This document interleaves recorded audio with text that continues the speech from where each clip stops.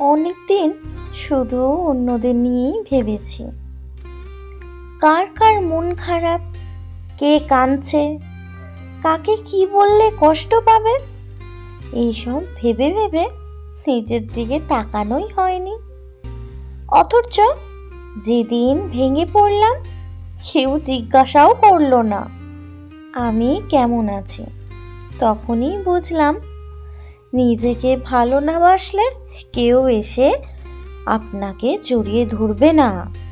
পৃথিবীটা এমনই, তুমি হাসলে সঙ্গে হাসবে, তুমি কাঁদলে বলবে কেন কাঁদছো। এখন নিজেকেই আপন মনে হয়।